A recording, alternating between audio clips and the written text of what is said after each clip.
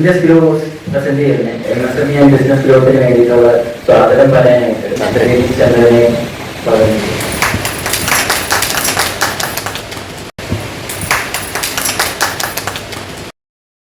Business ചെയ്യാൻ ആഗ്രഹിക്കുന്ന ആഗ്രഹം മനസ്സിൻ്റെ ഉള്ളിൽ കൊണ്ടു നടന്ന് ജീവിതകാലം മുഴുവൻ ഈ ബിസിനസ് നടത്താതെ പോകുന്ന ആയിരക്കണക്കിന് ആൾക്കാരുണ്ട്.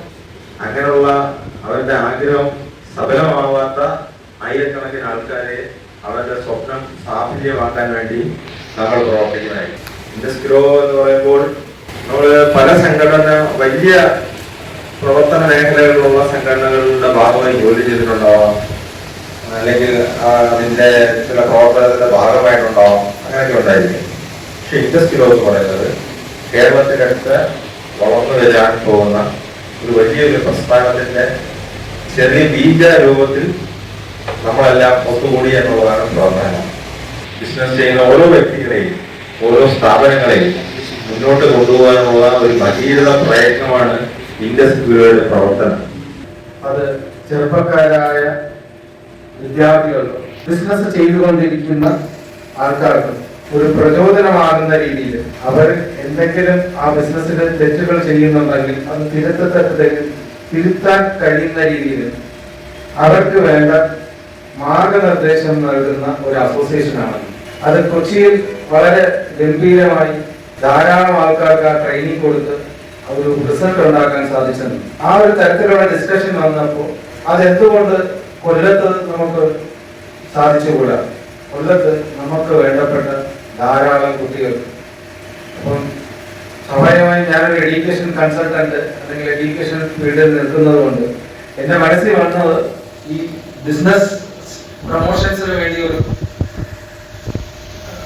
പ്രചോദനം നമ്മുടെ കുട്ടികൾക്ക് കിട്ടിയാൽ അതിന്റെ ഒരു ഉദ്ദേശ ലക്ഷ്യം വളരെ നല്ലതാണെന്ന് മനസ്സിലാക്കിക്കൊണ്ടാണ് ഞാൻ ഒരു സംരംഭം നടത്താനുള്ള കാഴ്ചപ്പാട് ഓരോ വ്യക്തിക്കും അവരവരുടെ കഴിവിനനുസരിച്ച് അവരുടെ ചിന്താതലത്തിൽ വരുന്ന ഒരു കാഴ്ചപ്പാടായിരിക്കും അവരുടെ ബിസിനസ് എന്ന് ഞാൻ കരുതുന്നു.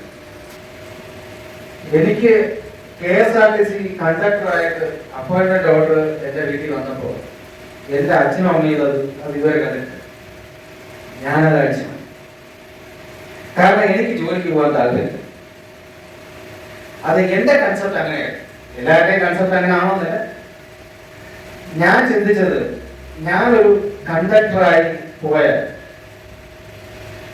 എനിക്ക് കിട്ടാൻ പോകുന്ന ശമ്പളം അന്ന് 22,000 രൂപ ബേസിക് സാലറി. അത് ഇന്ന് എനിക്ക് ചിലപ്പോൾ ഒരു 75,000 രൂപ. എനിക്ക് കൃത്യമായിട്ട് സാലറിയെ കുറിച്ച് അറിയില്ല. എന്നാൽ അത്ര സീനിയോറിറ്റി വന്നാൽ ഒരു 25 വർഷം സർവീസ് ആയിട്ടാണ് ആ സമയത്ത് എനിക്ക് ജോലി കിട്ടുക. അപ്പോൾ 1,00,000 രൂപ എനിക്ക് ശമ്പളം കിട്ടുമായി. എന്റെ ഇന്നത്തെ സാഹചര്യത്തിൽ എന്റെ വൈഫ്, രണ്ട് മക്കൾ രണ്ടിടത്തു നിന്ന് പഠിക്കുന്നു. ഇതെല്ലാം കൂടെ 1,00,000 രൂപയിൽ എനിക്ക് ജീവിക്കാൻ പറ്റില്ല. എനിക്ക് ലാവിഷായിട്ട് ജീവിക്കണം എന്ന് തോന്നുമ്പോൾ എനിക്ക് ലാവിഷായിട്ട് ജീവിക്കണം. എനിക്ക് കുറവാണ്, എനിക്ക് അത്രയും ലാവിഷായിട്ട് ജീവിക്കാൻ പറ്റുന്നില്ല. എന്നാൽ എനിക്ക് അത് അഡ്ജസ്റ്റ് ചെയ്ത് ജീവിക്കണം. ഇങ്ങനെയാണ് എന്റെ മനസ്സിൽ. അപ്പൊ എനിക്കൊരു സംരംഭം തുടങ്ങണമെങ്കിൽ അതിനൊരു ഇൻവെസ്റ്റ്മെന്റ് ഇൻവെസ്റ്റ് ചെയ്യാൻ എന്റെ വീട്ടിൽ സാഹചര്യമില്ല. അപ്പൊ ഞാൻ എന്ത് ചെയ്തു? ഇൻവെസ്റ്റ് ചെയ്തുള്ള ബിസിനസ് എനിക്ക് വേണ്ട എന്ന് തീരുമാനിച്ചു. ഇൻവെസ്റ്റ് ചെയ്യാൻ എനിക്ക് ബാക്ക് സപ്പോർട്ട് ഇല്ലാത്തപ്പോൾ ആ സമയത്ത് ഞാൻ ചിന്തിച്ചു, ഇൻവെസ്റ്റ് ചെയ്യാതെ ചെയ്യാൻ പറ്റുന്ന ഒരു സർവീസ് സെക്ടർ ഉണ്ട്, അത് എഡ്യൂക്കേഷൻ സർവീസ് ആണെന്ന് ഞാൻ തീരുമാനിച്ചു. ഇനി അവരവരെ ആലോചിക്കുക. അദ്ദേഹത്തിന് ഈ സംരംഭത്തിൽ അംഗങ്ങളാകാൻ താല്പര്യമുള്ളവർ ഈ സംരംഭത്തിന് ഈ NGO അസോസിയേഷന്റെ ഒരു അംഗമായി മാറുക. ഓരോരുത്തരിലൂടെയും ഈ അസോസിയേഷൻ വളരെ വലിയ ഒരു സംരംഭമായി മാറട്ടെ എന്ന് ആശംസിച്ചുകൊണ്ട് ഞാൻ എൻ്റെ വാക്കുകൾ ഇത് സംസാരിക്കുന്നു. അത് ഞങ്ങളെ പോലെ ബിസിനസ് ചെയ്തവർക്കും ഈ പറഞ്ഞ പോലെ ബിസിനസ് ചെയ്ത് എന്തെങ്കിലും ഒരു ഗ്യാപ്പ് വന്ന് നിൽക്കുന്നവർക്ക് ഹെൽപ്പിംഗ് ആയിട്ടുള്ള കാര്യങ്ങളാണ് സാർ പറഞ്ഞത്. ഒപ്പം തന്നെ സാർ ഇങ്ങനെയും കൂടെ ഒരു പ്രോജക്റ്റ് ഇതിൻ്റെ കൂട്ടത്തിൽ തന്നെ കൊണ്ടുവന്നാൽ നമ്മുടെ പ്രസ്ഥാനത്തിനും എല്ലാവർക്കും അത് ഭയങ്കര യൂത്തിനും ഭയങ്കര ഒരു അനുഗ്രഹമായിരിക്കും എന്ന് എനിക്ക് തോന്നുന്നു. അപ്പം +2 കഴിഞ്ഞ കുട്ടികൾ ഒരുപാട് പേര് നമ്മൾക്ക് കൗൺസിലിങ്ങിന് വേണ്ടി വരും. അപ്പം എല്ലാവരും നമ്മൾ കൗൺസിൽ ചെയ്യുമ്പം അവരുടെ അടുത്ത് ഓരോ ക്വസ്റ്റ്യൻ ചോദിച്ച് അവരുടെ ആൻസർ വിലയിരുത്തിയിട്ടാണ് ഇവർ ഏതിലായിട്ട് ഇവർക്ക് ചെയ്യാൻ പറ്റും, ഇവർ ഇൻട്രസ്റ്റ് ചെയ്ത് നമ്മൾ കണ്ടുപിടിക്കുന്നത്. ഞാൻ കൊട്ടാരക്കരയാണ് വരുന്നത്. ഞാൻ ജൂവലറി ഷോപ്പാണ് നടത്തിക്കൊണ്ടിരിക്കുന്നത്. സാർ പറഞ്ഞ പോലെ ഉദ്യോഗ രജിസ്ട്രേഷൻ എന്ന് പറഞ്ഞാൽ ഞാൻ എടുത്തു വെച്ചിട്ടുണ്ട്. തോന്നി, പക്ഷേ ഇനിയും ഇതിനെപ്പറ്റി അറിയാനൊക്കെ കുറെ ആഗ്രഹമുണ്ട്. പിന്നെ എൻ്റെ കുറെ ഫ്രണ്ട്സും ഇങ്ങനെ ബിസിനസ്സൊക്കെ ചെയ്യാൻ വേണ്ടി താല്പര്യമുള്ള കുറെ പിള്ളേരുണ്ട്. അപ്പോൾ അവർക്കും കറക്റ്റായിട്ട് എന്ത് ചെയ്യണം എന്നൊരു ഐഡിയ ബേസിക്. ഇപ്പം ലോണിൻ്റെ കാര്യമൊക്കെ കുറെ പറഞ്ഞിട്ടുണ്ട്. അപ്പം അതിനെയൊക്കെ പറ്റി കൂടുതലായിട്ട് അറിയണം ആഗ്രഹം. ഈ പറഞ്ഞ പോലെ വീട്ടിൽ ആൻറ്റി പറഞ്ഞ കണക്ക് എന്തെങ്കിലും ചെയ്യണമെന്നുണ്ട്, പക്ഷേ അത് എന്ത് ചെയ്യണം എന്നറിയില്ല. എൻ്റെ വീട്ടിൽ ഞങ്ങൾ 4 പെൺപിള്ളേരാണ്. അപ്പം അച്ഛനും അമ്മയ്ക്ക് നല്ല അത്യാവശ്യം നല്ല ഏജും കാര്യങ്ങളൊക്കെ ഉണ്ട്, ഹെൽത്ത് ഇഷ്യൂസൊക്കെ ഉണ്ട്. അപ്പം 3 ചേച്ചിമാരും അവരിപ്പം വർക്ക് ചെയ്യുക.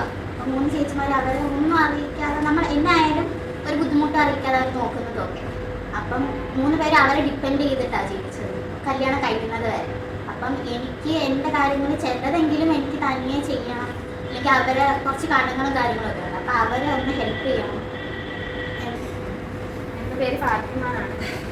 ഞാൻ എൻ്റെ ഒരു ഫിനാൻഷ്യൽ ഇൻഡിപെൻഡൻസിക്ക് വേണ്ടിയിട്ട് ഞാൻ ചെറുതായിട്ട് കുറച്ച് കാര്യങ്ങളൊക്കെ ചെയ്യുന്നുണ്ട്. ഞാൻ ബർത്ത്ഡേ ഈവൻ്റ് ഒക്കെ ചെയ്യുന്നുണ്ട്. പിന്നെ മെഹന്തി ആർട്ടിസ്റ്റാണ്, മെഹന്തി സെയിൽ ചെയ്യുന്നുണ്ട്, ക്രാഫ്റ്റ് വർക്ക് ചെയ്യുന്നുണ്ട്.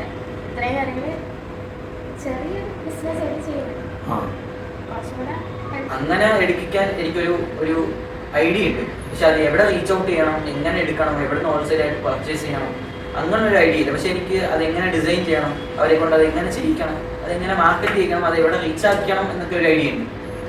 അപ്പം അത് നമ്മളെവിടെ റീച്ച് ഔട്ട് ചെയ്യണം എന്നൊരു ഐഡിയ ഇല്ല. അതൊക്കെ ഹെൽപ്പ് ചെയ്യാനും തീർച്ചയായും